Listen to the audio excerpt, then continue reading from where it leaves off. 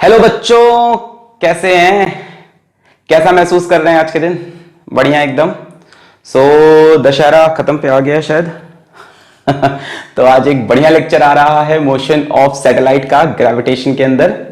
Gravitation की एक खूबसूरत सीरीज बन रही है। पिछला वीडियो एस्केप वेलोसिटी का बहुत ही अच्छा मैंने बनाने की कोशिश की, और आज हम पढ़ेंगे मोशन ऑफ सैटेलाइट, जिसके अंदर ऑर्बिटल स्पीड और जियो स्टेशनरी सैटेलाइट का डिस्कशन, और जेई मेंस में 2013 में इसका आया हुआ क्वेश्चन, और एक पुराना क्वेश्चन भी ले लेंगे 2002 का।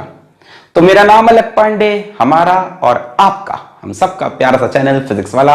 आज का टॉपिक मोशन ऑफ सैटेलाइट या मोशन ऑफ सैटेलाइट्स है ना, एक से अधिक सैटेलाइट का होना। तो पेन निकाल लें, कॉपी निकाल लें, ठीक है। ऐसे खाली बैठने से कुछ समझ में नहीं आने वाला, ठीक है। मूवी चल नहीं रही है, ये कुछ कुछ होता है, देख रहे हैं अपन, है ना। रानी मुखर्जी गई कजोल आई। तो ऐसा तो होगा नहीं, है ना। यहाँ सैटेलाइट आएंगे और सैटेलाइट जाएंगी। तो कॉपी पेन निकाल लें। तो मैं कहानी शुरू से शुरू करता हूं कि मान लो ये अपना खूबसूरत सा एक प्लेनेट है, ठीक है। प्यारा सा प्लेनेट है अपने पास ये, ठीक है। और इस प्लेनेट से कोई सैटेलाइट निकली। देखो, सैटेलाइट का मतलब वो होता है ऐसी वस्तु, ऐसा ऑब्जेक्ट जो प्लेनेट के अगल बगल इर्द गिर्द घूमे, ठीक है। जैसे जैसे खूबसूरत बंदियों के अगल बगल बंदे घूमते हैं, उसी तरह से एक प्लेनेट के इर्द गिर्द चक्कर काटे, रिवॉल्व्स अराउंड द प्लेनेट। तो आपको पता है नेचुरल सैटेलाइट होती है ना, जैसे हमारे चंदा मामा है, और कुछ होती हैं आर्टिफिशियल सैटेलाइट जो हम लॉन्च करते हैं अलग अलग प्रोसेस के लिए। खैर, स्पेस एक्सप्लोरेशन आज का टॉपिक नहीं है, वरना बड़ा मजा आता है। खैर, अगर हम यहां से एक ऑब्जेक्ट लॉन्च करें काफी तेज स्पीड से, है ना, अपने प्लेनेट के ऊपर से काफी तेज स्पीड पे एक ऑब्जेक्ट या एक सैटेलाइट हम लॉन्च करें, तो वो सैटेलाइट यहां से एक इलिप्टिकल पाथ लेके, कैसी पाथ लेके, एक इलिप्टिकल पाथ लेके हमारे प्लेनेट के अगल बगल रिवॉल्व करेगी। कैसी पाथ? इलिप्टिकल पाथ, ये वाली पाथ, ठीक है। एलिप्स मैं पढ़ा चुका हूं पिछले लेक्चर में भी। एलिप्स होता है ये फिगर, ऐसे घूमने लगेगी, ठीक है। और हमारा जो, जैसे ये मान लो सैटेलाइट है ये, और जो प्लेनेट है वो यहां पे है, सेंटर पे नहीं है, यहां पे। इस चीज को हम फोकस बोलते हैं, ठीक है। एलिप्स का फोकस, जब केपलर्स लॉ पढ़ेंगे तो एलिप्स के बारे में पूरी पढ़ाई करेंगे। तो हमारे एलिप्स के फोकस पे होता है प्लेनेट। इसी सैटेलाइट को अगर मैं और स्पीड से लॉन्च करूं और काइनेटिक एनर्जी से लॉन्च करूं, तो बच्चों ये सैटेलाइट हमारे प्लेनेट के अगल बगल सर्कुलर पाथ ले लेगी। अगर मैं स्पीड को बढ़ाऊंगा तो स्पीड बढ़ाने पे इसकी पाथ कैसी हो जाएगी? सर्कुलर पाथ हो जाएगी। और ये सर्कुलर पाथ बड़ी ही फेमस पाथ है। अगर हम पर्टिकुलर अर्थ की बात करें तो अर्थ के लिए ये जो स्पीड होती है वो करीब करीब 8 किलोमीटर पर सेकंड की होती है, ठीक है। किताबों में 7.9 किलोमीटर पर सेकंड भी लिखा है, एक ही बात है। अगर किसी सैटेलाइट को 8 किलोमीटर पर सेकंड से मैंने फेंका या लॉन्च किया, तो वो अर्थ के अगल बगल जब रिवॉल्व करेगी तो उसकी पाथ कैसी होगी? सर्कुलर। बेसिकली अर्थ के लिए बताई ये बात मैंने, ठीक है। आपने कहा नहीं और तेज की स्पीड से, और स्पीड से, और स्पीड से फेंकोगे बच्चों, और स्पीड से फेंकोगे तो इसकी पाथ फिर से इलिप्टिकल हो जाएगी, है ना। स्पीड और बढ़ाओगे तो पाथ कैसी हो जाएगी? इलिप्टिकल हो जाएगी, इलिप्टिकल पाथ हो जाएगी। तुम कहोगे नहीं, हम स्पीड और बढ़ाना चाहते हैं, बढ़ा दो, कोई दिक्कत नहीं है। अगर इसके बाद आप स्पीड बढ़ाओगे, आपने कहा नहीं हम स्पीड बढ़ाते जाएंगे साहब, हम स्पीड बढ़ाते जाएंगे, बढ़ाते बढ़ाते बढ़ाते एक स्पीड आएगी बच्चों करीब करीब 11.2 किलोमीटर पर सेकेंड, जहां पे सैटेलाइट या ऑब्जेक्ट अर्थ की ग्रेविटेशनल फील्ड को क्रॉस कर जाएगा। कहने का मतलब अब वो अर्थ के इर्द गिर्द बंधा नहीं रहेगा। इस बंदे के अंदर ज्यादा एनर्जी आ गई, अब ये इसके अगल बगल चक्कर नहीं काटेगा। तो ये एक लिमिट थी आपकी, है ना, ये एक लिमिट थी लास्ट वाली इलिप्टिकल। कितनी? 11.2 किलोमीटर पर सेकेंड। इससे थोड़ी सी कम मान लो। जैसे ही इस स्पीड पे पहुंचोगे बच्चों, तो सैटेलाइट या ऑब्जेक्ट एस्केप कर जाएगा।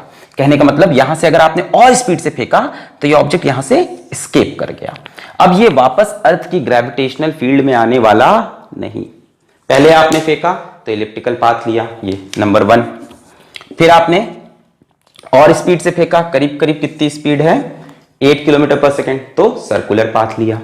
फिर आपने और स्पीड से फेंका तो इलिप्टिकल पाथ लिया, फिर आपने और स्पीड की तो वो क्या कर गया, एस्केप, है ना, ये वाली पे बोलो, फोर्थ वाले में क्या कर गया, एस्केप। और बच्चों एस्केप करते वक्त जो इसका जो ये पाथ बना है, जो ये एक कर्व बना है, ये कर्व है बच्चों पैराबोला का, पैराबोलिक पाथ। ये सारी बातें मैं पिछले वीडियो के स्टार्टिंग में बता चुका हूं, अभी रिवाइज करा रहा हूं आपको। एस्केप वेलोसिटी में सारी बातें बताई थी। तो स्पीड जब यहां तक पहुंचती है तो अब मेरे ख्याल से ये सैटेलाइट की कहानी तो नहीं रही। सैटेलाइट का मतलब क्या था कि अर्थ के अगल बगल रिवॉल्व करना, या किसी भी प्लैनेट के। तो बेसिकली अगर अर्थ की हम बात करें बच्चों, तो सैटेलाइट उसी को कह सकते हैं जिसकी स्पीड लॉन्च करते वक्त इससे कम हो।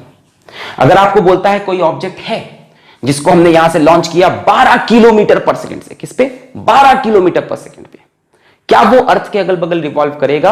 आंसर है रिवॉल्व नहीं करेगा।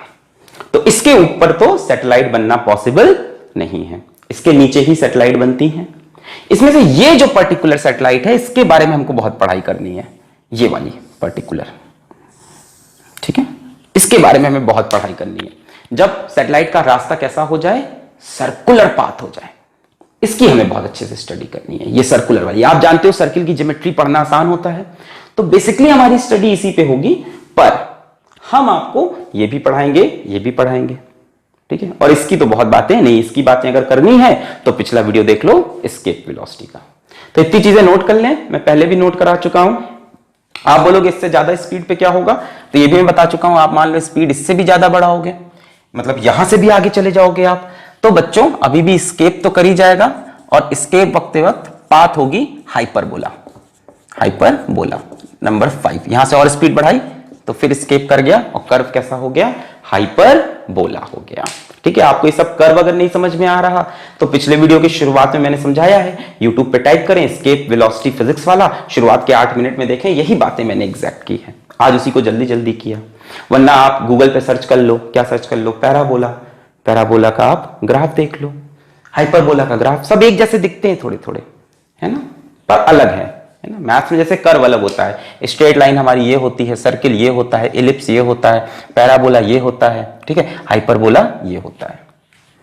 क्लियर है? तो एनीवेज, तो हमें बात यहां और यहां की तो आज नहीं करनी होगी, हमें बात इसके पहले की करनी है कि एक सैटेलाइट अर्थ के अगल बगल या किसी भी प्लैनेट के अगल बगल कैसे रिवॉल्व कर सकती है, या तो सर्कुलर या तो इलिप्स।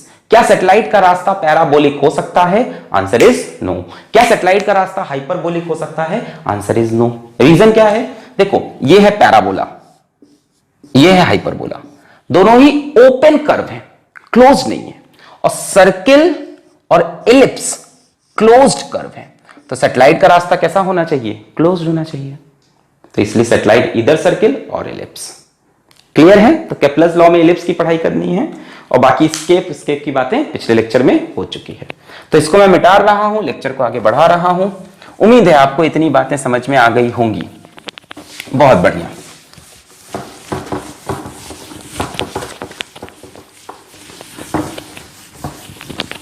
चलिए अब बात करते हैं स्पीड ऑफ सैटेलाइट के बारे में, कि सैटेलाइट की स्पीड कितनी होती है, ठीक है। तो अगली हेडिंग लगाएं, स्पीड ऑफ सैटेलाइट्स, ठीक है।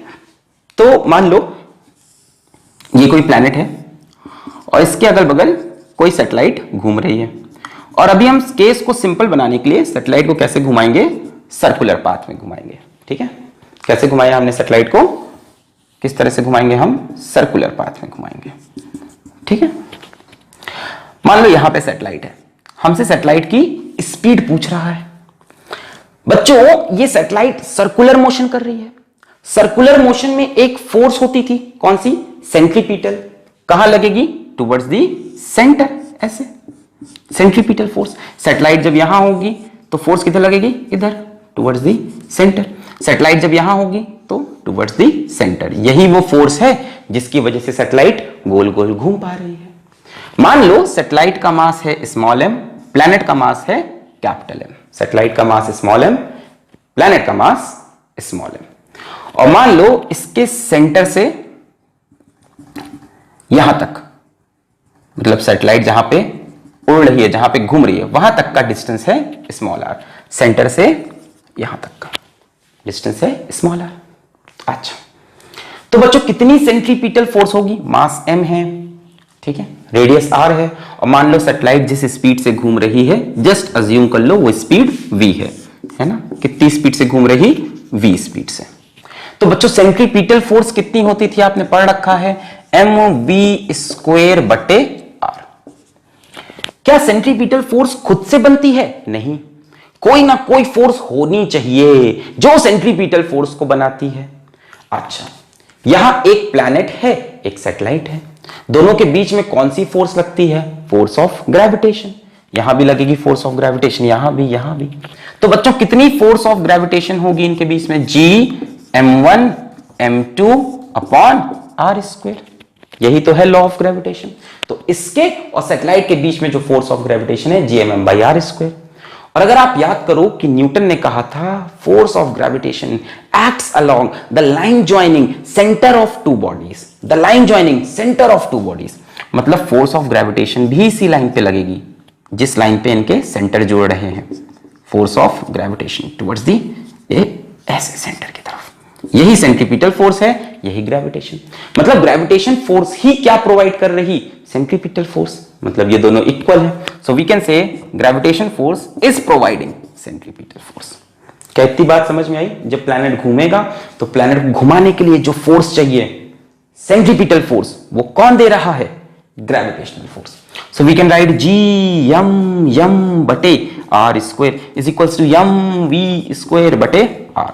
यम से यम मर गया, आर से आर मर गया, यहां से आया v² is equals to Gm/r। v is equals to √Gm/r। इसको अच्छे से लिख लें, नोट कर लें, बॉक्स बना लें, लर्न कर लें। v is equals to √Gm/r। This is known as orbital speed. This is known as orbital speed. कुछ और पढ़ा ऑर्बिटल स्पीड? यहां कैपिटल आर पढ़ा है, गलत है, वो एक पर्टिकुलर केस है। क्या बोलते हैं इसको? Orbital speed of satellite. कितनी होती है? √Gm which is mass of planet divided by r।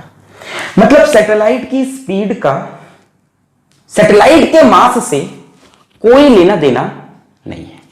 Satellite की स्पीड का सैटेलाइट के मास से कोई लेना देना नहीं है। क्या फॉर्मूला है? √Gm/r। G gravitational constant, m mass of planet, r क्या है? ध्यान देना, r क्या है? r में गलती होती है। r is the distance of satellite from the centre of planet. कई बच्चे इसको r रख देते हैं, गलत, इसको गलत। यहां से यहां तक का पूरा डिस्टेंस लेना है small r। This is the orbital speed of a satellite. Clear हुआ? सैटेलाइट को गोल गोल घूमना है, गोल गोल घूमने के लिए क्या चाहिए? Centripetal force. सेंट्रीपिटल फोर्स कौन देगा? Gravitational force. नोट कर लिया? इस एक्सप्रेशन को याद भी करें, मिटा दूं? ओके। अब क्या होता क्या है हमारे साथ कि हमें एक दूसरी वैल्यू इसकी पता है। क्यों? मान लो if satellite is revolving very close to Earth's surface। Satellite मान लो अर्थ के सरफेस के बहुत पास में रिवॉल्व कर रही, बहुत पास में, बहुत पास में, यहां ऐसे बहुत पास में, अर्थ के सरफेस के अगल बगल। और मैं आपको सच बताऊं तो मैक्सिमम सैटेलाइट ऐसे घूम भी रही हैं। मैक्सिमम सैटेलाइट अर्थ के सरफेस के बहुत क्लोज चलती हैं। आप सैटेलाइट में बैठ के जब अर्थ को देखोगे तो अर्थ गोल दिखता ही नहीं है। मैक्सिमम सैटेलाइट से देखने पे अर्थ गोल, अर्थ तो आपको ऐसे फ्लैट दिखेगा। जैसे आप सोचो इतने पास से एकदम देख रहे हो, आपको यहां पे अर्थ दिखाई पड़ेगी ऐसे। सोचो इतनी बड़ी सी बॉल है, इतनी बड़ी सी, ठीक है, और आप एकदम एकदम पास से उसको, इतनी बड़ी सी बॉल है, ये बॉल है ये, और आप उसको यहां से देख रहे हो एकदम, तो आपको गोल थोड़ी दिखेगा, आपको यहां का एक स्पॉट दिखाई पड़ेगा। तो मैक्सिमम सैटेलाइट तो अर्थ के एकदम सरफेस के पास होती हैं। अगर सरफेस के एकदम पास होंगी तो बच्चों ये r क्या रेडियस ऑफ अर्थ के बराबर हो जाएगा? अगर ये सैटेलाइट एकदम पास हो गई तो देखो ये जो r है ये करीब करीब अर्थ के रेडियस के बराबर हो जाएगा। अगर सैटेलाइट बहुत क्लोज हो गई, फिर से बनाऊं इसको मैं, इतनी क्लोज हो गई कि सैटेलाइट का जो डिस्टेंस है सेंटर से वो कैपिटल आर के बराबर हो जाएगा। उस टाइम ऑर्बिटल स्पीड की वैल्यू होगी under root G M by capital R. ये वाला एक्सप्रेशन हम ज्यादा पढ़ते हैं। अच्छा, अगर याद हो तो मैं आपको लेक्चर नंबर 4 से एक एक्सप्रेशन बता रहा हूं, g is equals to G M by R square. Acceleration due to gravity, mass of earth, radius of earth, gravitational constant. g is equals to G M by R square. इसका हम use करेंगे, gm की जगह हम put करेंगे G R square. So it will be under root ji R square divide by R. R से R मर गया।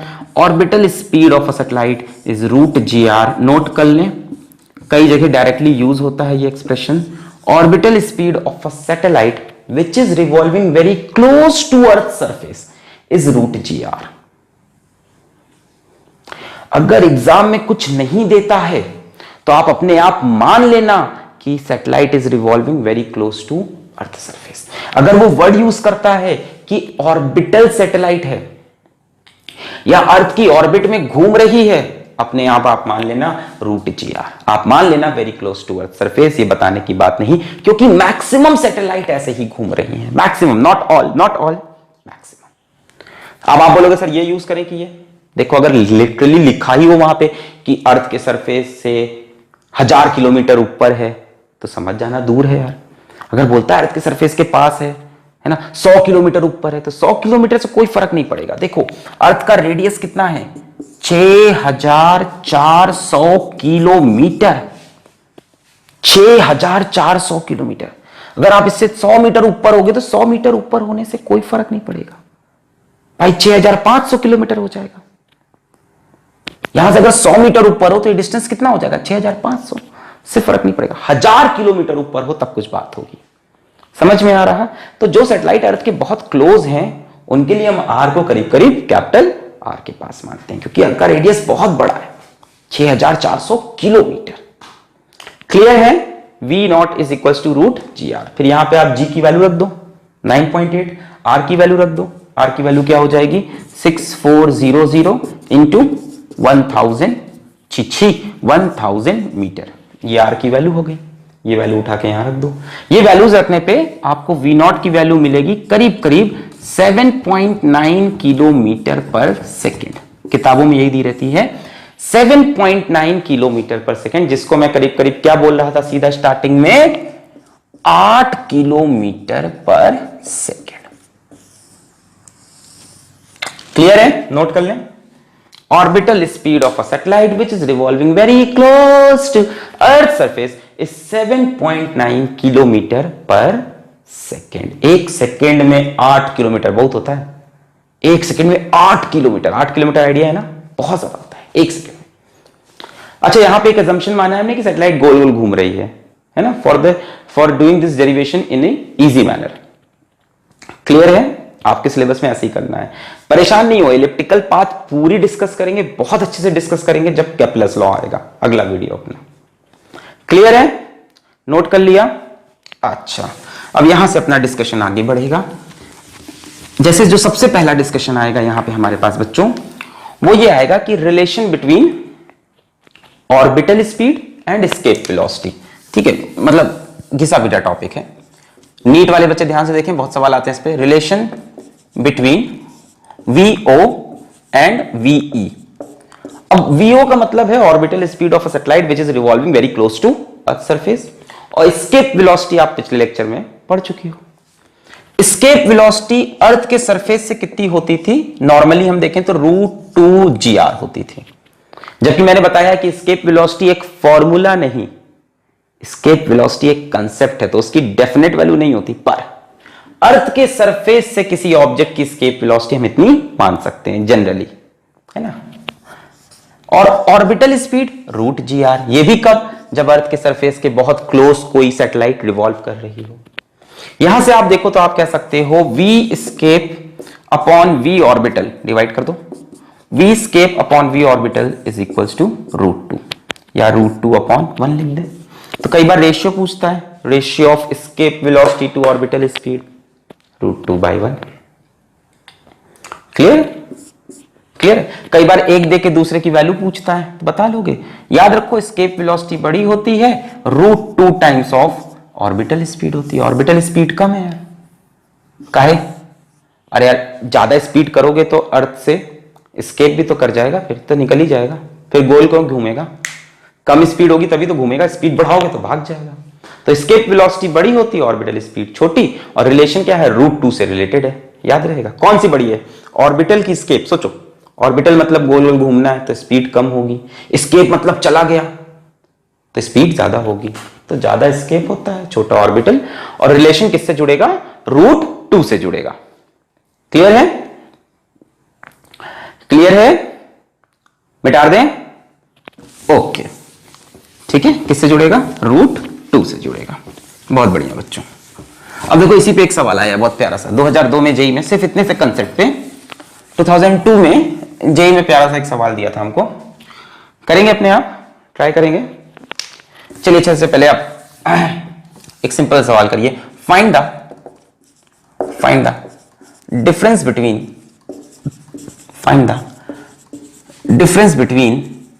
escape velocity and orbital velocity for earth।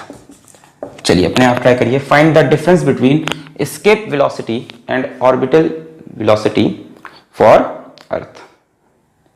कर लेंगे। v escape minus v orbital, तो कितना हो जाएगा हमारा? v escape कितना है? √2 gr, v orbital कितना है? √gr। यहां से क्या होगा? √gr कॉमन हो जाएगा, क्या बचेगा? √2 - 1। तो कई बार इस तरह से आंसर दिया होता है ना, मतलब वैल्यूज नहीं इनके टर्म्स में तो हो जाएगा √gr कॉमन, √2 - और कई बार वैल्यूज में दिया होता है। तो बच्चों वैल्यूज में एस्केप वेलोसिटी की अप्रॉक्स वैल्यू 11.2, v नॉट की अप्रॉक्स वैल्यू 7.9, सो माइनस करके you can find out the difference. कितना हो जाएगा? 8 से 3 11, 3.2 और एक और, यानी 3.4 kilometre per second.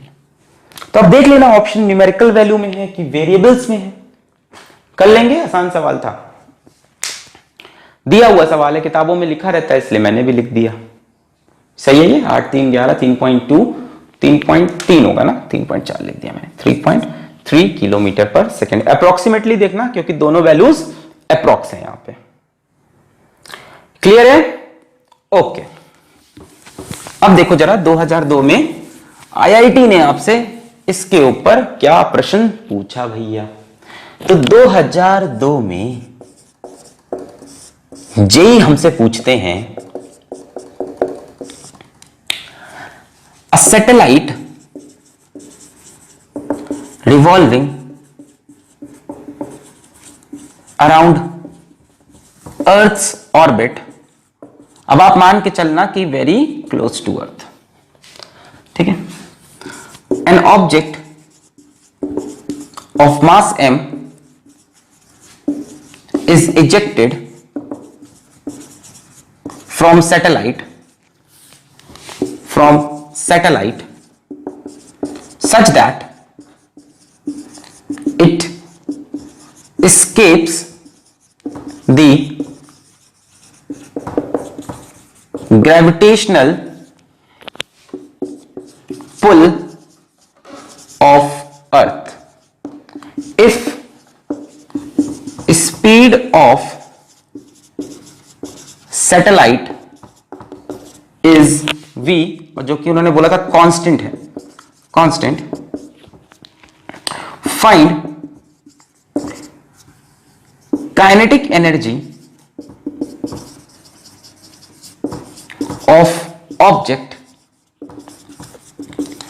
at the instant of its ejection। चार ऑप्शन दिए थे हमको, ए बी सी डी। पहले सवाल समझा दें।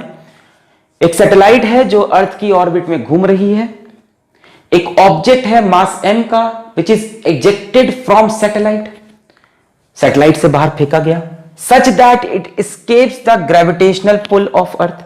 वो ऑब्जेक्ट अब गोल गोल नहीं घूमेगा, भाग गया। If speed of satellite is v, orbital speed जिससे घूम रहा है, find kinetic energy of object at the instant of its ejection. Kinetic energy satellite की नहीं, ऑब्जेक्ट की, जब वो बाहर फेंका गया। ऑप्शंस क्या है हमारे पास? Half M we square, second option है M we square, third option है 3/2 M we square, fourth option है 2 एम वी स्क्वायर। ट्राई करें जरा खुद से, पॉज करके खुद से ट्राई करेंगे तभी मजा आएगा। खूबसूरत सा सवाल है, ट्राई कर लिया, पॉज करके ट्राई करें। जिंदगी एक सफर है सुहाना, यह कल क्या हो किसने जाना। इसीलिए भैया आज पढ़ाई कर लो, क्या पता कल ग्रेविटेशन हो ना हो। पढ़ाई हो गई, आंसर आ गया। आई रे भाई, a satellite revolving around Earth's orbit, an object of mass m is ejected from satellite such that it escapes the gravitational pull of Earth। अच्छा, इतनी कस के निकला बाहर कि अर्थ के ग्रेविटेशनल पुल को ही तोड़ के चला गया। If the speed of satellite is v, find kinetic energy of object at the instant of its ejection। मैं टार दूं सवाल 1 2 3 4 5 मैं करने जा रहा। ट्राई किया आपने? छाप रहे हो, छापो नहीं करो, पकड़े गए। चलो अब देखते हैं डायग्राम बनाऊं क्या। मान लो ये सैटेलाइट है, ठीक है, ईच प्लैनेट बड़ा होगा, ये प्लैनेट, ये सैटेलाइट, और ये ऑब्जेक्ट यहां से बाहर निकला मास m का।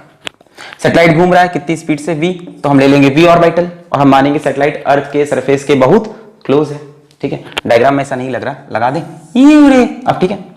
ये मास m बाहर निकला कितनी स्पीड से नहीं पता हमें, ठीक है। ये स्पीड कितनी रखी थी हमको v, मास कितनी स्पीड से बाहर निकला हमें नहीं पता, पर एक इंफॉर्मेशन दी थी, इतनी स्पीड से निकला कि it escapes gravitational pull of earth. मतलब ये मास डेफिनेटली एस्केप वेलोसिटी से निकला होगा। भाई सैटेलाइट कहां घूम रही है? अर्थ के सरफेस के पास। मतलब ये मास m कहां से एस्केप किया? अर्थ के सरफेस से। सैटेलाइट कहां घूम रही? अर्थ के सरफेस के पास में। यानी मास m कहां से एस्केप किया है? अर्थ के सरफेस से। खत्म कहानी। अब इस मास m की आपको काइनेटिक एनर्जी बतानी है। काइनेटिक एनर्जी कितनी हो जाएगी? हाफ एम वी एस्केप का स्क्वायर।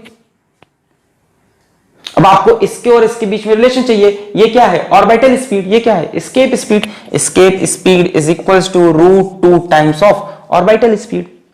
पढ़ा ना? एस्केप ज्यादा है ऑर्बिटल से और रिलेशन किसका है? √2 का।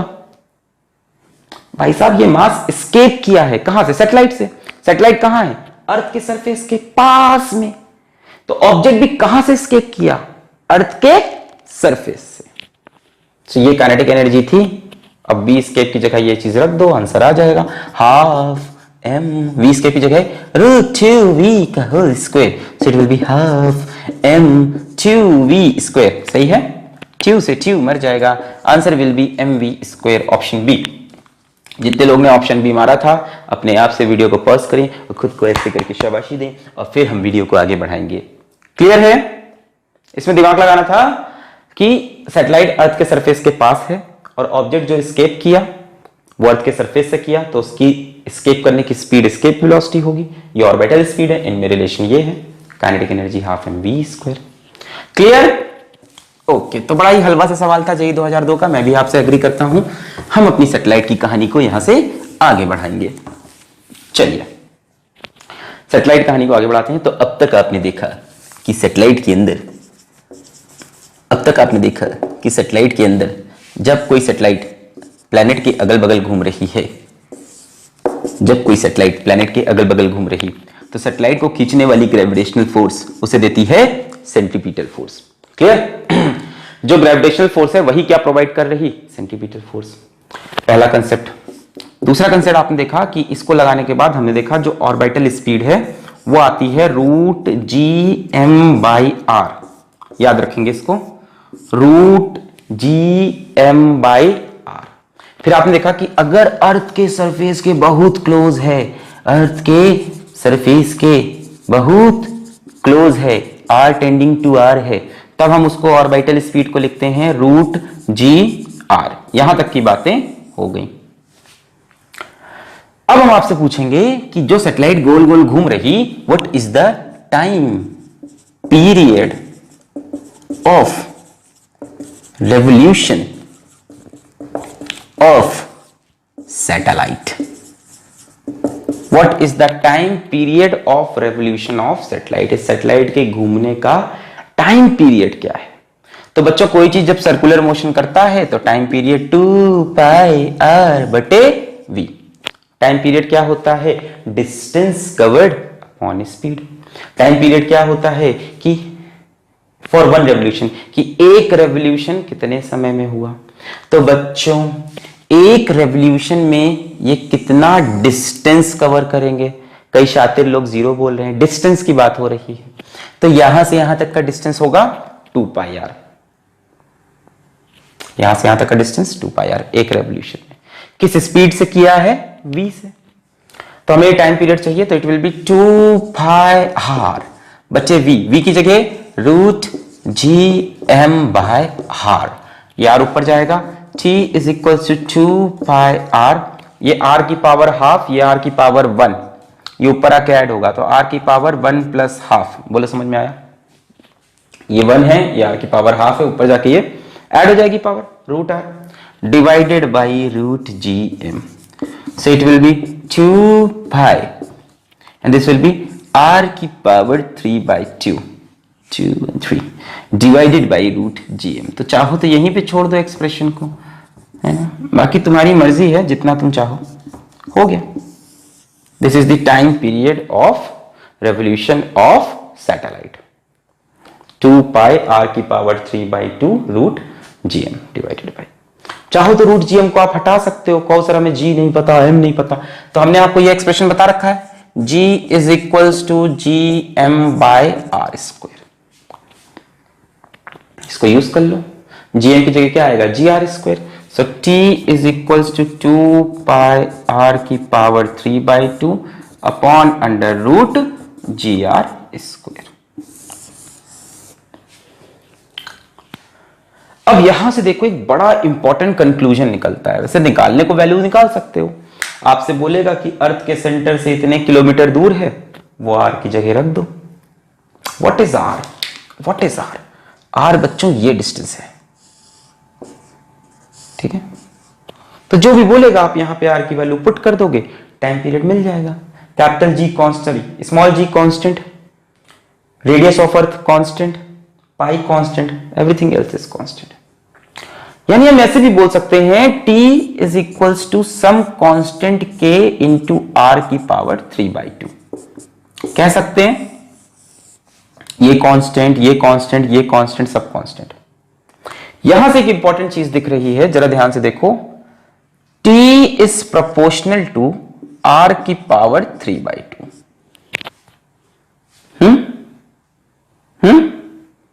अगर हम दोनों तरफ स्क्वायर कर दें, so it will be t² is proportional to r³। सही है? इधर भी स्क्वायर किया, इधर भी t² proportional to r³।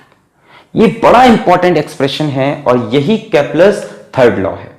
वैसे मैं केप्लर्स थर्ड लॉ एलिप्स के ऊपर भी प्रूफ करूंगा, सुन लो मेरी बात। अगर स्कूल में टीचर ने सर्कुलर ऑर्बिट पे प्रूफ किया है तो मैं एलिप्स पे भी प्रूफ करूंगा, पर अभी के लिए मैं बता रहा हूं कि केप्लर्स का थर्ड लॉ भी यही कहता है। वो कहता है जितने भी प्लैनेट्स हैं, सुनना, सैटेलाइट नहीं, जितने भी प्लैनेट्स हैं वो सन के अगल बगल जब घूम रहे हैं, जैसे सैटेलाइट प्लैनेट के अगल बगल घूमती है, अर्थ या बाकी प्लैनेट्स सन के अगल बगल घूमते हैं। तो जब प्लैनेट सन के अगल बगल घूमते हैं, then the square of their time period of revolution is proportional to the cube of their distance from the center of earth। Actual में थोड़ा सा अलग है लॉ, r नहीं यूज करेंगे, वहां पे एलिप्स है, एलिप्स के लिए हम a और b का इस्तेमाल करेंगे, पर कहीं ना कहीं यही है लॉ, घुमा फिरा के। Kepler's third law, the square of the time period of revolution of any planet around sun is directly proportional to the cube of the distance of the planet from the sun। Clear है? तो खैर यहां पे भी यही बात दिख रही है हमको। एनीवेज आप ये एक्सप्रेशन याद रखो, जो भी वैल्यू देगा उसको यहां पुट कर देना डिस्टेंस में, आंसर निकाल लेना। और क्या बदमाशी करता है? बदमाशी आपसे इसमें और क्या कर सकता है? इसको मैं मिटा लूं, अब इसको हम रब कर लें, इतनी बातें याद हो गई। अच्छा, ऑर्बिटल स्पीड की वैल्यू याद रखना root GM by R, root GM by R. ठीक है, कई बच्चे रूट जी आर याद रखते हैं, तो वो special case, root GM by R. अच्छा, और क्या बदमाशी कर सकता है? मान लो आपसे कह देगा कि कोई सैटेलाइट है, satellite is at an altitude R above earth. इसका क्या मतलब हुआ? इसका क्या मतलब हुआ कि ये अर्थ है और ये सैटेलाइट है। सैटेलाइट अर्थ से कितना ऊपर है? आर। तो सेंटर से कितना डिस्टेंस हो गया? 2r। तो आप यहां पे स्मॉल r की जगह क्या पुट करोगे इस केस में?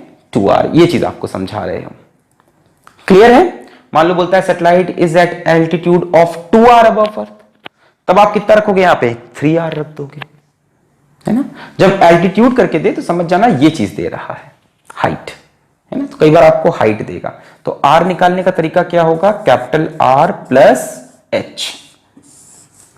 ठीक है, where h is this height, जो कुछ भी हो सकती है ये। ठीक है, और ये क्या है? रेडियस ऑफ अर्थ या कोई और प्लैनेट, जैसे अर्थ की ही बात होगी। तो हमसे r निकालना होगा, तो हम r प्लस h। अगर सीधा बोलता है कि अर्थ से सेंटर से, अर्थ के सेंटर से इतना दूर है, तब तो सीधा सीधा स्मॉल r की वैल्यू है।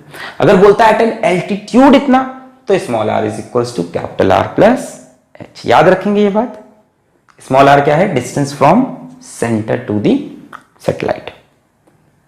एल्टीट्यूड बोलता है मान लो 2r अबव अर्थ सरफेस, तो स्मॉल r की वैल्यू कितनी हो जाएगी? 2r plus r, 3r। इस तरह से आप टाइम पीरियड निकाल सकते हो। बोलो क्लियर है? बोलो क्लियर है? पक्का बोलो भाई। मिटा दें, मिटा दें। ओके, यहां तक की बातें आपको क्लियर हुई। अब मान लो इसी में एक पर्टिकुलर केस दे दे आपको। यहां तक बातें क्लियर हो गई एकदम? ठीक है, निकाल लो, कुछ नहीं करना। देखो इस एक्सप्रेशन को याद भी मत रखो। टाइम पीरियड कैसे निकलेगा? टाइम पीरियड ऑफ रेवोल्यूशन, एक चक्कर में कितना डिस्टेंस? 2 पाई आर अपॉन किस स्पीड से? v। 2 पाई आर, और v की जगह मैंने कहा क्या याद को? Under root gm by R. बस खत्म, निकल आया। क्लियर है? कुछ नहीं किया और इससे ज्यादा। अब इसी में स्पेशल केस क्या बनेगा? Time period of revolution of satellite, time period of revolution of satellite, satellite क्या? Very close, satellite which is very close to earth surface.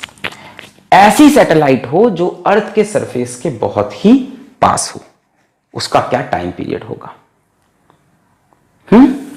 So t is equals to distance in one चक्कर upon speed. तो ऊपर 2 पाई, अब अर्थ के surface के बहुत close है, तो स्मॉल r करीब करीब रेडियस के बराबर, तो 2 पाई r।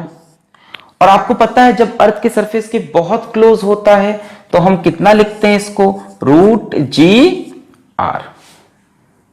यही वैल्यू थी। चलो छोड़ो यार, नहीं पता है हमको, हम नॉर्मल फॉर्मूला यूज करेंगे, under root G M by R. ये तो क्लियर है ना कि घूमती है सैटेलाइट तो स्पीड कितनी होती है? Root G M by R. ये तो क्लियर है। अगर बहुत क्लोज है तो ये आर किसको टेंड करेगा? कैपिटल आर को। डिस्टेंस किसके इक्वल हो जाएगा? आर के। यहां से देखो t is equal to 2 pi R. अच्छा, अब g is equal to G M by R square. यहां से gm is equal to G R square divided by R. R से आर मर गया, so it will be 2 pi R upon root ji R. इसको solve करोगे तो क्या मिलेगा बच्चों? t is equal to 2 pi under root r by G. देखो यही मिलेगा।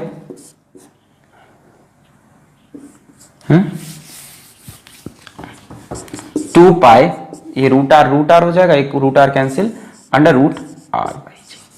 ये है time period of a satellite which is revolving very close to earth surface.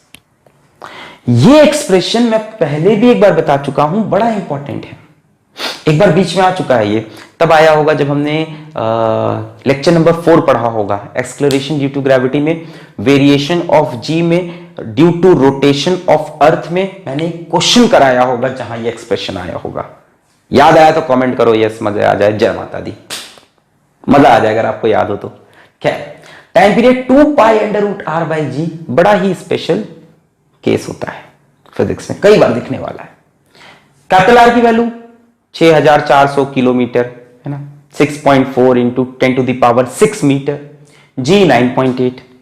दोनों वैल्यूज को रखने के बाद ये जो टाइम पीरियड आता है बड़ा फेमस है, it comes approximately 84.6 minutes. 84 minute शायद मैंने लिखा था वहां पे, एक ही बात है, करीब करीब 84.6 मिनट्स। तो वो सैटेलाइट जो अर्थ के सरफेस के बहुत क्लोज है, वो 84.6 मिनट्स में एक चक्कर घूम लेती है।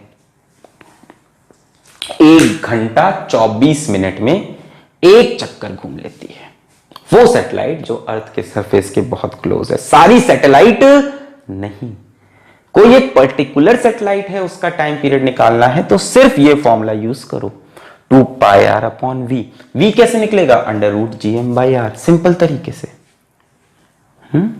बट वो सैटेलाइट जो बहुत क्लोज है वहां आर की value R, two under root G M R की जगह आर, और फिर ये expression very famous term 2 pi under root R by G जब भी दिखेगा 84.6 minute. So this is the time period of a satellite which is very close to Earth surface. Otherwise ये answer बार बार नहीं आएगा। क्लियर है? तो हमने 2-3 चीजें पढ़ ली, एक तो सैटेलाइट की स्पीड, दूसरा उस सैटेलाइट की स्पीड जो अर्थ के बहुत क्लोज है, फिर टाइम पीरियड, और फिर टाइम पीरियड ऐसी सैटेलाइट का जो अर्थ के सरफेस के बहुत क्लोज है। हमने इतनी बातें पढ़ ली। तो हमने क्या क्या बातें पढ़ी? हमने पढ़ा कि orbital speed of satellite under root G M by R है ना, टाइम पीरियड निकालना है तो 2 पाई आर अपॉन वी, और कोई बोलता है कि अर्थ के सरफेस के क्लोज वाला सीन है, अर्थ के सरफेस के बहुत ही क्लोज रिवॉल्व कर रहे हैं, तो आर की जगह क्या पुट कर दो? Capital R. आर की जगह कैपिटल आर, यहां भी रखने पे v की वैल्यू करीब करीब 7.9 किलोमीटर पर सेकेंड, और t की वैल्यू करीब करीब 84.6 मिनट। तो क्या हर सैटेलाइट की स्पीड ये होती है? नहीं, सिर्फ उस सैटेलाइट की जो अर्थ के सरफेस के बहुत पास है। हर सैटेलाइट का टाइम पीरियड ये होता है? नहीं, उस सैटेलाइट का जो अर्थ के सरफेस के बहुत पास है। क्या हर सैटेलाइट की स्पीड ये होती है? यस। क्या हर सैटेलाइट का टाइम पीरियड ये होता है? यस। यहां पे दोनों बातें सही है। इतनी बातें जानने के साथ हम चलते हैं अगले टॉपिक पे, which is energy of a satellite. Heading लगाएं, energy of a satellite. Satellite की कितनी एनर्जी है? घूम रही है तो काइनेटिक एनर्जी होगी ही होगी, और ग्रेविटेशनल पोटेंशियल एनर्जी भी होगी। ये मान लो अर्थ है, ये मान लो सैटेलाइट है। दिखाने को मैंने ऐसे बना दी, शायद बहुत क्लोज हो, शायद दूर हो, मुझे पता नहीं है। मान लेते हैं यहां से यहां तक का डिस्टेंस स्मॉल आर, मान लेते हैं यहां से यहां तक का डिस्टेंस स्मॉल आर, ठीक है, और सैटेलाइट की स्पीड मान लेते हैं v। तो घूमने की वजह से, मोशन की वजह से सैटेलाइट के पास होगी kinetic energy which will be half M we square. v की वैल्यू क्या होगी? Root G M by R, यहां पे रखेंगे हाफ एम, और v की जगह root G M by R उसका स्क्वायर, तो क्या आ जाएगा? G M by R. ठीक है, so kinetic energy of satellite positive है, काइनेटिक एनर्जी हमेशा पॉजिटिव ही होती है, ठीक है, नेगेटिव हो भी नहीं सकती। जी M M upon 2 R, GMM/2r। ठीक है, इस सैटेलाइट के पास एक ग्रेविटेशनल पोटेंशियल एनर्जी भी होगी। फॉर्मूला याद है ग्रेविटेशनल पोटेंशियल एनर्जी का? -GM1m2/r, दो मासेस के बीच में होता था, तो -GM1m2/r। तो यहां से gravitational potential energy will be -GM1m2/r। तो ये दो तरह की एनर्जी होती है किसी भी सैटेलाइट के पास, kinetic energy and potential energy. क्या इसकी आप टोटल एनर्जी निकाल सकते हो? बिल्कुल, इन दोनों को जोड़ देंगे तो इसकी टोटल एनर्जी आएगी। इस तरफ मिटा दूं मैं, नोट कर लिया है? नोट कर लिया है? ओके। अगर मैं बच्चों टोटल एनर्जी की बात करूं तो kinetic plus potential, total energy of satellite is kinetic energy plus potential energy. So GMM/2r minus GMM/r. So it will be how much? बताएं? मेरे ख्याल से -GMM/2r ये आएगा। x minus x plus x/2। खैर छोड़ो, ये शॉर्ट में यही आएगा कि नहीं? -GMM/r प्लस GMM/2r करके देखो, ये माइनस में है तो फाइनली आंसर माइनस में आएगा। ये काइनेटिक एनर्जी, ये पोटेंशियल एनर्जी। क्या सर हम इसको याद करें? मैं फिर कहता हूं बच्चों, कुछ याद नहीं करना है, जरूरत ही नहीं है। काइनेटिक एनर्जी इज ½ mv² और v क्या है? v क्या है? √GM/r। Potential energy, gravitational potential energy -GM1m2/r, GMM/r। बच्चे पता नहीं क्यों याद करने में लगे, कितना आसान है। काइनेटिक एनर्जी ½ mv², v की वैल्यू √GM/r। कच्चुक। पोटेंशियल एनर्जी -GM1m2/r, GM1m2/r, है ना? This should be what? Smaller ना? Here I was mistaken. अब तक कमेंट तो नहीं कर दिया आपने? नहीं सर, वेट कर रहे थे कि आप सुधार लो गलती। मौका हम लोग देते हैं हर इंसान को गलती सुधारने का। ये होगा ना? वो तो मैंने पर्टिकुलर केस बनाने लगा था, very close to earth surface का। क्लियर है? So total energy is -GMM/2r। अच्छा, एक चीज जरा और देखो, अगर मैं इस एक्सप्रेशन को x बोल दूं, किसको इसको GMM/r को, इसको x बोल दूं, सो ध्यान से देखना, अगर पोटेंशियल एनर्जी -x है अगर, तो क्या काइनेटिक एनर्जी x/2 है? और क्या टोटल एनर्जी x/2 है? -x/2 है। कह सकते हैं ऐसा? अगर पोटेंशियल एनर्जी को मैं -x बोल दूं, क्या टोटल एनर्जी -x/2 है? और काइनेटिक एनर्जी x/2। ये सेम चीज हुई थी जब इलेक्ट्रॉन रिवॉल्व किया था अराउंड न्यूक्लियस, एकदम सेम यही कहानी थी। मैं एक लाइन लिख रहा हूं, देखना ध्यान से।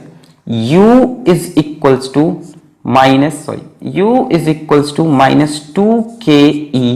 Is equals to 2te। U is equals to -2ke is equals to 2te, ये सही है? U is equals to -2ke, इसमें -2 इज इक्वल्स टू 2t, इसमें सिर्फ 2 से मल्टीप्लाई। ये सेम कहानी हुई थी जब एक इलेक्ट्रॉन न्यूक्लियस के अगल बगल घूम रहा था। इलेक्ट्रॉन की काइनेटिक एनर्जी, पोटेंशियल एनर्जी और टोटल एनर्जी में यही रिलेशन था। यहां तक बातें समझ में आई? काइनेटिक एनर्जी ½ mv², v की वैल्यू ऐसे, पोटेंशियल एनर्जी -g, ठीक है, टोटल एनर्जी दोनों को जोड़ के, ठीक है। फिर लास्ट में आया u is equals to -2ke is equals to 2t। इसको भी याद करने की जरूरत नहीं है। इलेक्ट्रॉन की कहानी अगर याद है तो ये एक्सप्रेशन शायद याद हो, u is equals to -2ke is equals to 2t। चाहो तो वेरीफाई कर लो। यहां देखो u is equals to -2ke, इसको -2 से मल्टीप्लाई करो, ये आएगा। u is equal to 2t, इसको 2 से मल्टीप्लाई करो, ये आएगा। अब एक आखिरी बात बड़ी important, total energy of satellite negative क्यों है? Why total energy of a satellite is negative. कुछ गलती है, पॉजिटिव होना चाहिए था, या नेगेटिव सही है? अगर है तो क्यों है? दिमाग लगाएं और इस बात का उत्तर सोचें और दें भी। Why total energy of a satellite is negative?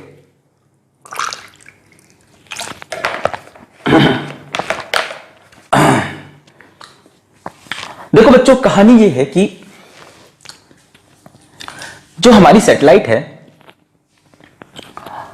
वो एक बाउंडेड सिस्टम में है, फ्री नहीं है। फ्री है कि बाउंडेड है? फ्री है कि बाउंडेड है? बाउंडेड है, बंधे हुए सिस्टम में है।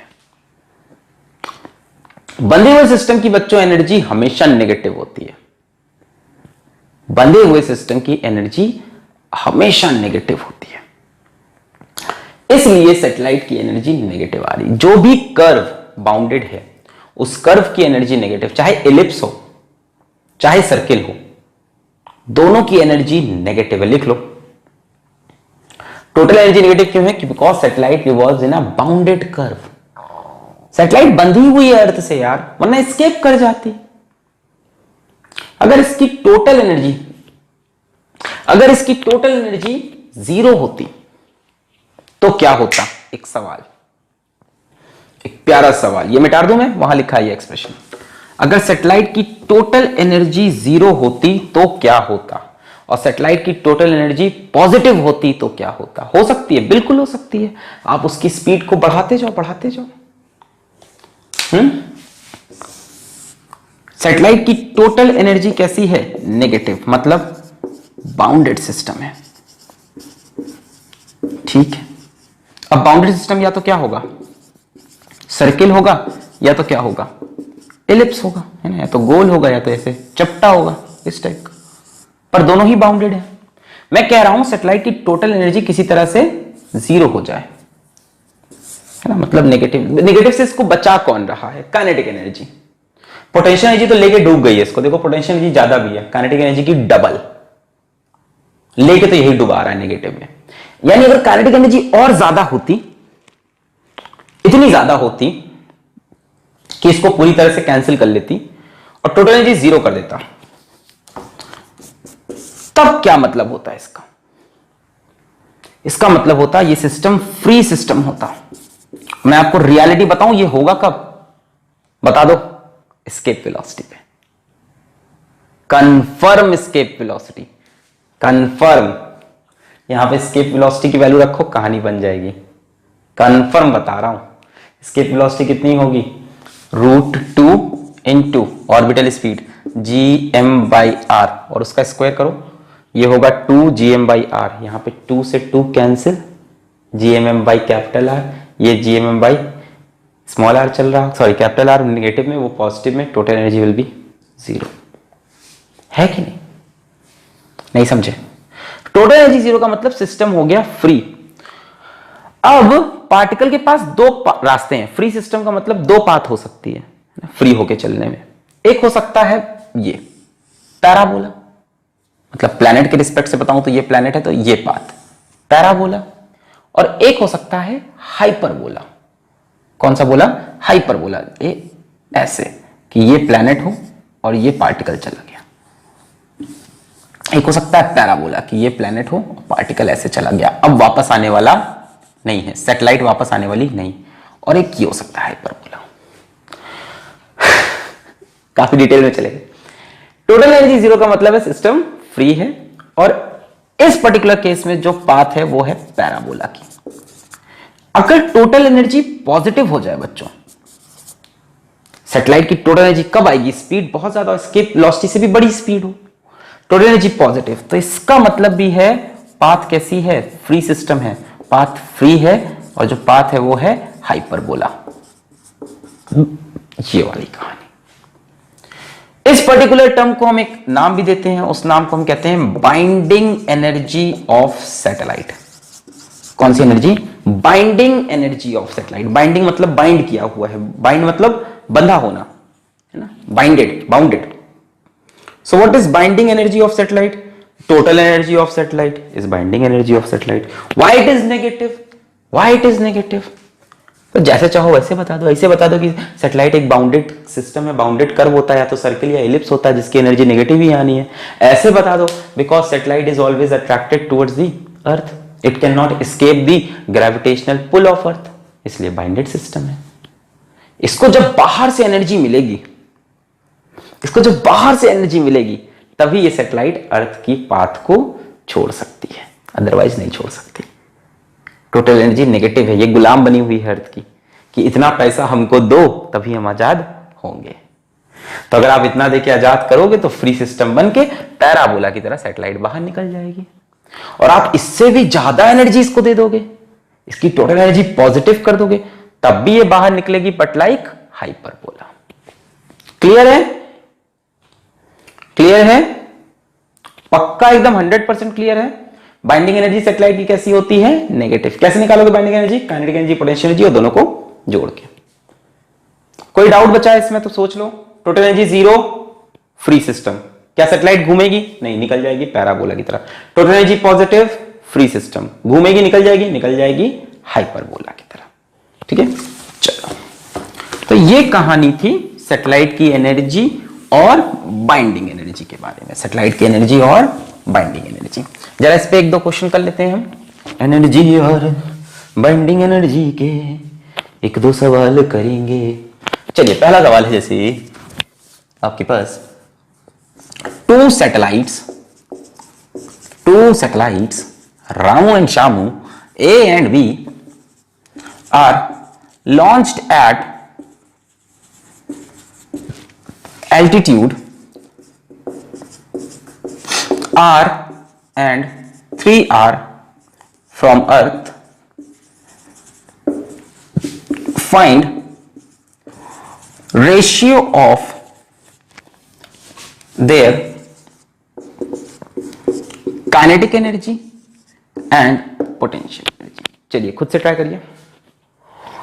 Kinetic energy and potential energy का रेशियो निकालना है। दो सैटेलाइट है A एंड B जो R और 3R एल्टीट्यूड से लॉन्च की गई हैं। ट्राई करिए, खुद से ट्राई करिए, पॉज करके खुद से ट्राई करिए। चलिए, ये सैटेलाइट A मान लेते हैं, ये सैटेलाइट B मान लेते हैं। तो भाई साहब ये R एल्टीट्यूड पे है, समझ रहे हैं बात? समझ रहे हैं? यहां से R ऊपर है तो टोटल डिस्टेंस कितना हो गया? R 2R। तो इनके लिए स्मॉल r की वैल्यू कितनी होगी? 2R। चलिए, काइनेटिक एनर्जी की बात करें, हाफ mv², इसको हम KA लिख लेते हैं, काइनेटिक एनर्जी ऑफ A। तो हाफ m, और सैटेलाइट्स का मास सेम मानना, टू सैटेलाइट्स और दोनों का मास m, ठीक है, same mass. Half m v², v की वैल्यू होगी √gm/r, √gm/r। r कितना होगा इनके लिए? 2r का square. So it will B gm/2r। बोले समझ में आ रहा है? कोई डाउट? भाई स्पीड कितनी होती है? v की वैल्यू √gm/r, r की जगह 2r, हाफ mv² की जगह √gm/2r का स्क्वायर, ये ठीक है। सो it will B how much? Kinetic energy of A is gmm/4r और potential energy of A -gmm upon कितना डिस्टेंस है? 2r। B पे आ जाओ, B कितना ऊपर है यहां से? 3r। तो टोटल डिस्टेंस स्केल कितना हो गया? 4r। Kinetic energy of B half mv², v की जगह √gm/r, हाफ mv² √gm/4r का स्क्वायर, ये। So it will be kinetic energy of B will be gmm/8r। Potential energy of B -gmm/4r। अब आप ratio निकाल सकते हो। Kinetic energy of A upon kinetic energy of B. बताओ ratio. टुडक टुडक, GMMR कैंसिल, 1/4 1/8, तो it will be 8/4, this will be 2:1।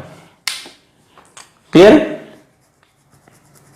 टुडक टुडक टिक टुडक टुडक टिक टी, 1/4 1/8, 2:1।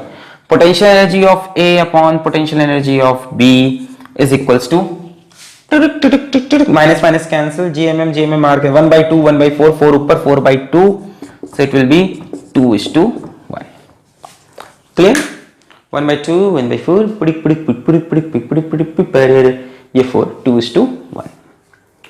तो ये आपको रेशियो मिल गया A:B, potential energy of A:B 2:1 2:1। चलिए अब आपको मैं दिखाता हूं जेई 2013 मेंस में आया हुआ सवाल, जो कि पर्टिकुलरली इसी कंसेप्ट से आया था। IIT जेई 2013 का एक खूबसूरत सवाल, जो हमसे इसी कंसेप्ट पे उन्होंने पूछा था। लिखते हैं 2013 JEE.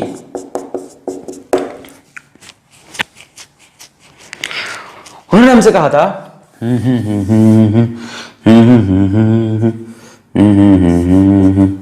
a satellite has to be launched at an altitude of 2r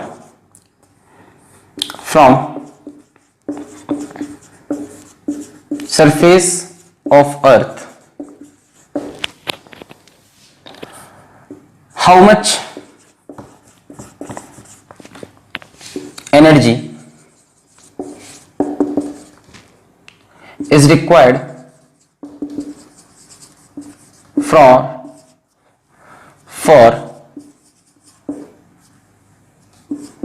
launching the satellite from the surface into its orbit? Mass of, ठीक है, लैंग्वेज थोड़ी अलग थी। Satellite is m। मैं क्वेश्चन समझा देता हूं, शायद मेरी लैंग्वेज काफी डिफरेंट हो जाए क्वेश्चन से।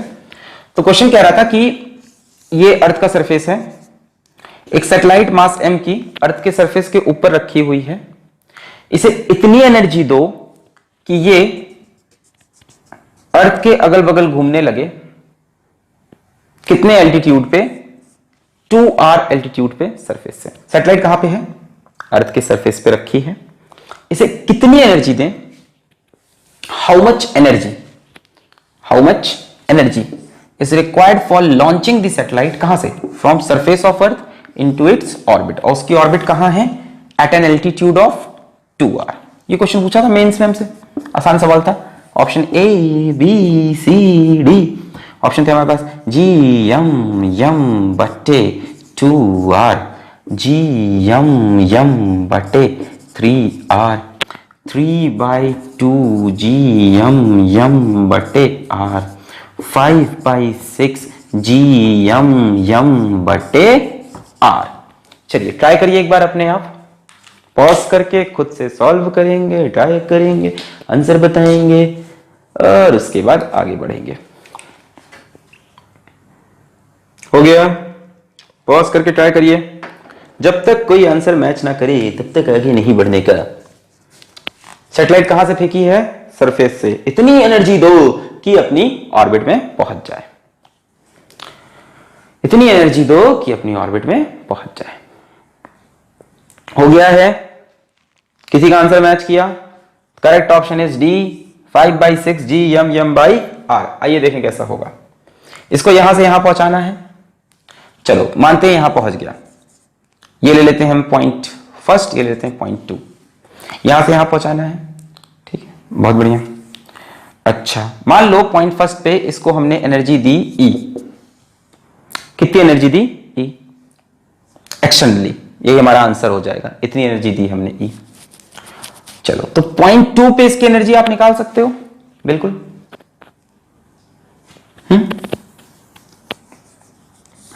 ये डिस्टेंस कितना है? 2r, ये कितना है r, यानी सेंटर से कितना दूर होगा 3r। So total energy of satellite can you find? Yes, मैंने फॉर्मूला से बताया हुआ है आपको, अगर याद हो तो -gmm/2r is the actual formula for total energy of satellite, -gmm/2r। आपको नहीं याद है ना, तो आप सीधा kinetic energy plus potential energy का कंसेप्ट यूज करो, कोई दिक्कत नहीं। Kinetic energy is ½ mv², potential energy is -gmm/r।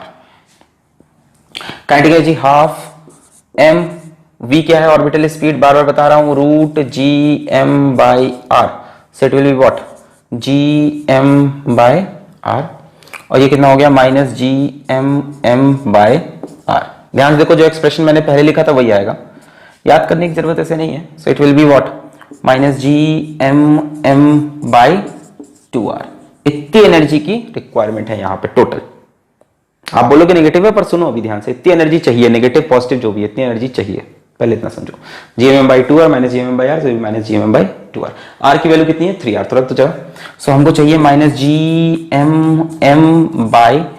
की जगह 3r रखेंगे 6r। इतनी एनर्जी यहां पे रिक्वायर्ड है। देखो यही एक्सप्रेशन मैंने पहले लिख दिया था टोटल एनर्जी का, -gmm/2r, kinetic energy plus kinetic ½ mv², potential ये काइनेटिक एनर्जी, ठीक। यहां पे इतनी एनर्जी हमको चाहिए। कहां से फेंका है? यहां से, सरफेस से, फर्स्ट पॉइंट पे। सेकंड पॉइंट पे इतनी एनर्जी चाहिए, चलो ठीक है, देख लिया हमने।